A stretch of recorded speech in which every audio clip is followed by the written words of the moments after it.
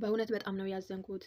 በጣም ነው ያሳዘነኝ ወንድማችን ማስተር አብነት ያው እንግዲህ እንደታመመ ሁላችንም በሶሻል ሚዲያ ላይ ሰምተናል እና ወንድማችን ማስተር አብነት እግዚአብሔር አምላክ ጨርሶ ይማረህ እንላለን። ሁላችንም በጸሎት በምንቆምበት ሰዓት ላይ አንዳንድ አቡነ ዘበሰማያት እያልን ወንድማችንን ባለማዊ ስሙ በጸሎት እንድናስበው በእውነት መታመሜን ሰምታችሁ በጣም ብዙ ሰዎች እየተጨነቃችሁ ነው። መታመሜን የነገርኳችሁ እንድትጨነቁ ፈልጌ ሳይሆን እንድትጸልዩልኝ ስለሚፈልግ ነው።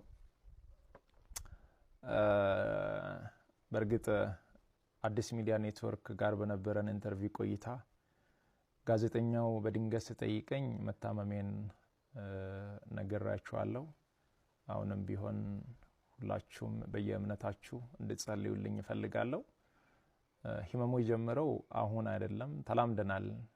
ዛሬ 1 ዓመት ከ5 ወር አካባቢ የሚሆን ይመስለኛል። ያኔ ጎፋ በመሬት ናዳ ምክንያት ወገኖቻችን በሞቱ ጊዜ ለማገዝ እዛ ነበርኩኝ። እዛ ታመምኩ። ከዛ በኋላ ህመሙ በዛው ነው የቀጠለው። እስካሁን ባለው የህክምና ክትትል እያደረኩ ነው።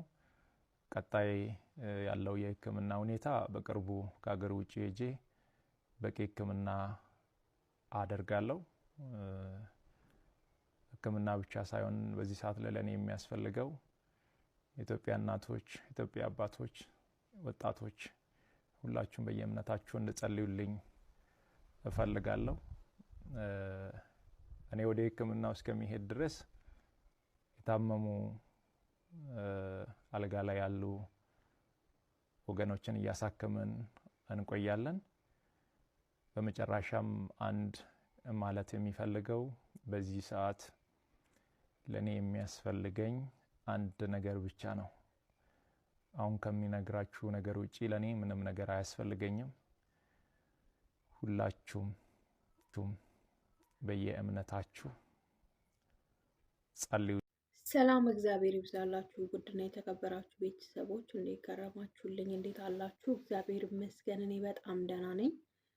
ዛሬ እንግዲህ በእውነት ወንድማችን ማስተር አብነት በቅድሚያ እግዚአብሔር አምላክ ጨርሶ ይማረክ፣ ምሕረቱን ይላክልህ ቸሩ መድኃኔዓለም።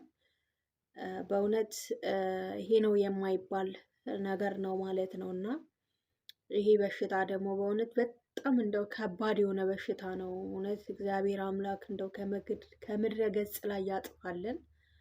ፈጣሪ ምሕረቱን ይላክልን። እውነት ሁላችሁም ኢትዮጵያውያን፣ ኤርትራውያን ሁላችሁም በየትኛውም እምነት ተከታይ የሆናችሁ በጸሎታችሁ አስቡት። ወንድማችን ተሽሎት ዳግም ደግሞ ወደ ስራው እንዲመለስ ደስተኛ ሆኖ እውነት ልጆቹ እንጃ ብቻ እኔ ምን እንደምላችሁ ለራሱ አላቅምና እግዚአብሔር ምሕረቱን ይላክለት። የሰማይ አምላክ ቸሩ መድኃኔዓለም ጤናን መልሶ ዳግም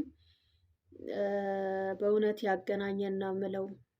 ይሄ ክፉ በሽታ በጣም በቃ ስሙን እንኳን ለመጥራት የሚከብድና የሚዘገንን ነው ማለት ነው። እኔ እንጃ ለሁሉ ደራሽ እውነት ዘር ሃይማኖት ምን አይለይ ጥሩ ሰው ደግ ሰው። እኔ አንዳንድ ጊዜ እግዚአብሔርን ነው የምላችሁ፣ ለምንድን ነው ደግ ሰዎችን እንደዚህ የምናጣቸው? ለምንድን ነው ደግ ሰዎችን በቃ ቶሎ በሆነ ነገር የሚያዙብን? ብቻ እግዚአብሔር አምላክ ጨርሶ ይማርክ። ሁላችሁም ዱአ አድርጉለት፣ ጸሎት አድርጉለት። በቃ በጸሎታችሁ አስቡት። በተለይ 7 ያው የጸሎት ሰዓታቶች አሉ። በተለይ በእኛ በኦርቶዶክስ እምነት ተከታዮች በዛን ሰዓት አንድ አቡነ ዘበሰማያት በስሙ እናድርግለት። ሁላችንም በእውነት ይሄ በቃ የሁላችን አይን የሁላችን ወንድም በቃ እንባን ያበሰ ለብዙ እናቶች፣ ለብዙ እህቶች፣ ለብዙ ወንድሞች እውነት እንጃ የራሱን በሽታ ደብቆ የራሱን ቁስል ደብቆ የራሱን ህመም ደብቆ ለሰው መኖር ማለት እኔ አላቅም። የእውነቴን ነው የምላችሁ። በጣም ከቃላትም በላይ ነው ወንድማችን ማለት ነው። እንደዚህ ቁጭ ብለን እንደምናወራው አይደለም የእሱ ነገር። እሱን እንጃ እንዴት እንደምንገልጸው ለራሱ እኔ አላቅም። የእውነት መልካምነቱ፣ ጥሩነቱ፣ ደግነቱ ከሰው ጋር ያለው በቃ ሁኔታው ሁሉ ነገሩ እኔ እንጃ። ብቻ እግዚአብሔር አምላክ ምሕረቱን ይላክልህ ወንድማችን። አይዞክ አይዞክ። እሱ እንኳን ለመናገር አልፈለገም ነበረ፣ ለመናገር አላሰብኩም። በድንገት ስለተጠየቅኩኝ ነው።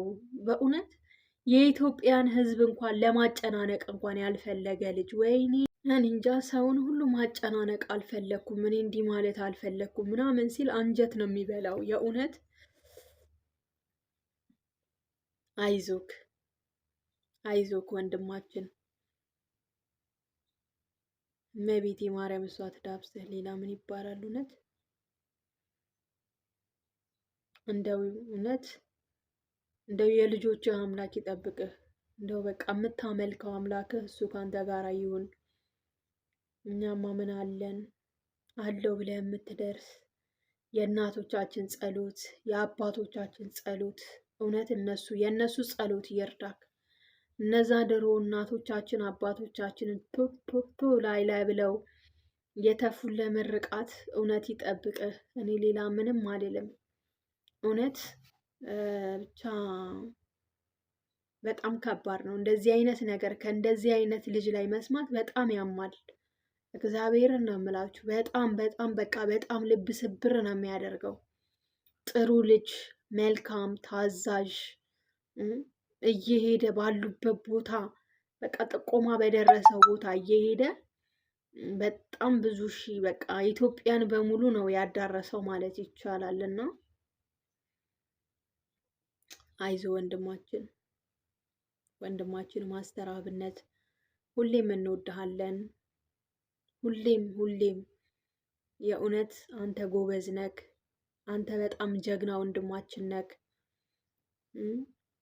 በጣም ለሀገራችን በጣም በቃ በተለይ ለወጣቱ አልባሌ ቦታ ላይ ላለ ወጣት በሙሉ አንተ መምህር አስተማሪም ጭምር ነክ እና አይዞክ። እግዚአብሔር አምላክ ምሕረቱን ይላክልህ። ቸሩ መድኃኔዓለም ከአንተ ጋር ይሁን። ለሁላችሁም በጸሎታችሁ አስቡት።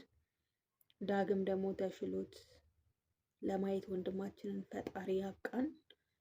ይህንንም ክፉ በሽታ እግዚአብሔር ያርቅልን። እውነት የምንሰማው የምናየው ነገር ሁሉ በአሁኑ ሰዓት ዓይንንም ጆሮንም የሚያስይዝ ነገር ነውና እግዚአብሔር አምላክ ጨርሶ ይማረክ። በጸሎታችሁ አስቡት ቤተሰብ